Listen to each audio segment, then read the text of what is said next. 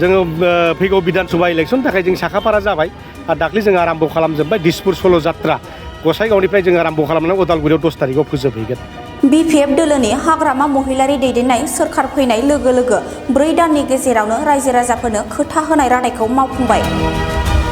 4 नं जमदुवार बियाबनि सिङाव गासै 833 सेल्फ हेल्प ग्रुपफोरनो मोनफ्रोमबो ग्रुपआव 15,000 रां, 100 बैसोगोरा सुबुंफोरनो साफायाव 10,000 रां आरो 100 देहायारि नोरजिया सुबुंफोरनो साफायाव 10,000 रां आरो बियाबनि गुबुन गुबुन गामिनि थागिबि गोरिब दुखिया नोगोरारि सुबुंफोरनो हानि पाट्टा राननानै होनाय जायो।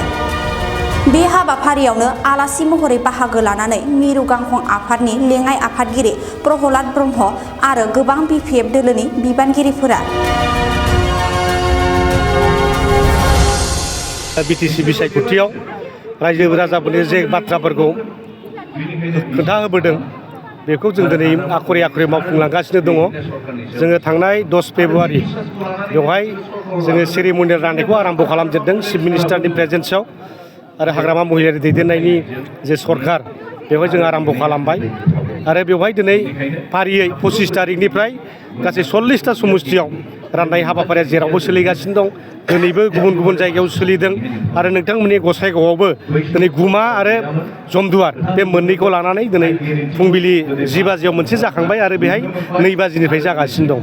बाथ्राया बेनो जों जेखौ खोथा होयो बेखौ मावो आरो रायजो राजाफोरनि जे अधिकार बेखौ पुरन खालामनांगौआ जाबाय सरकारनि दायित्व आरो बे सरकारना जाहैबाय मा रायजो राजाखौ जेंनाखौ सुफुंनोसो सरकाराव फैखायो।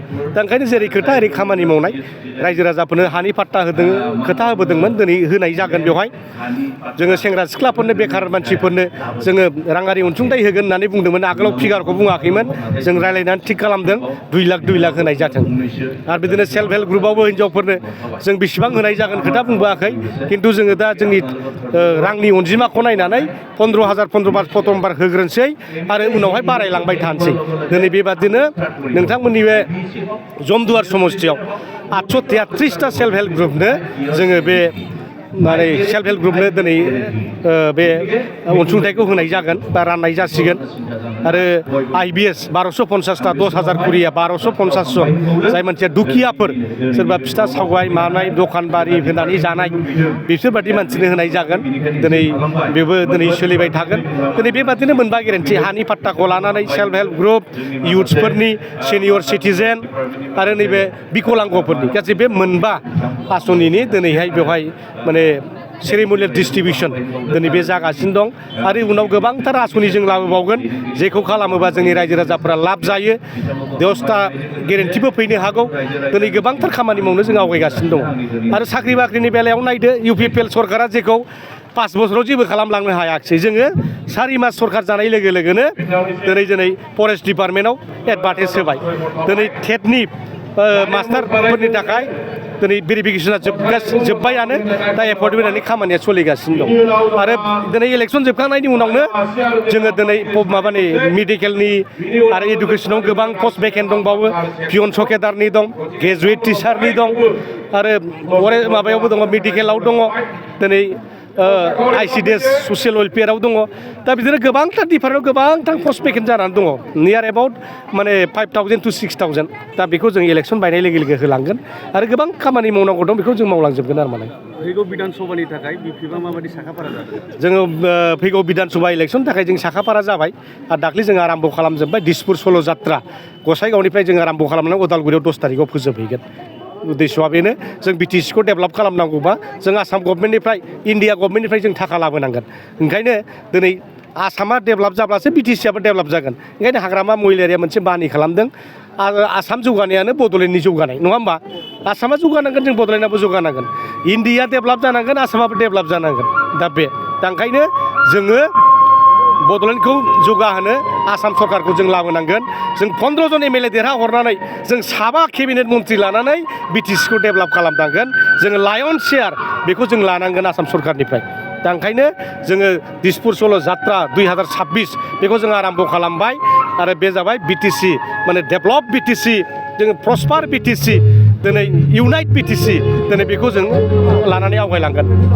ससियेल मिडियायाव दहायसो मोनसे बाथ्रा गोसारबाय थादों बिपिएफ सरकार बायनो बारा गोबाव नंला होननानै बुंदों। बे बबे अंखजों बुंदों बे अंख रोङै गोदो जों खोनायोमोन अंख रोङैनि मेट्रिकआव 10 बोसोर फेल जानाय दा बेफोरबायदि राजनितिकआव फेल जानाय माखासे लिडारफोर बिसोरो सोरबा रुंगल बर' बुंनो हागौ सोरबा थेब्रासन बुंनो हागौ सोरबा UPPLनि लिडार राजु नार्जारिमोन बुंनो हागौ दा बिसोर माने पलिटिकेल इकुवेसनखौ रोङा ओंखायनो थांनाय बाराव बिथांमोना बिराद आसाबादिमोन गावसोर माने 25टा मोनगोन 30टा मोनगोन नाथाय रिजाल्टआ खोन्थाबाय 7टाल' दा बिथांमोना साफा साफा फेल जाग्लिनाय पलिटिसियान ओंखायनो बिथांमोननि बाथ्रा बुंनाया माने आदुवानि खियाव एम्फौ माने थाम्फै बाया होननाय बादि आरो मालाय आच्छा सार बे सरकाराव फैनाय लोगो लोगोनो सिन्डिकेट आरो माखासे जुवा बायदिसिनाफ्रा गोबां सोलिगासिनो दं बे बानसावनाय बाथ्रा मेलाया फैबाय थायो देवल फैलायगौ नै फुजा जोब्बाय शिवरात्रि फुजा जोब्बाय देवला फैलायगौ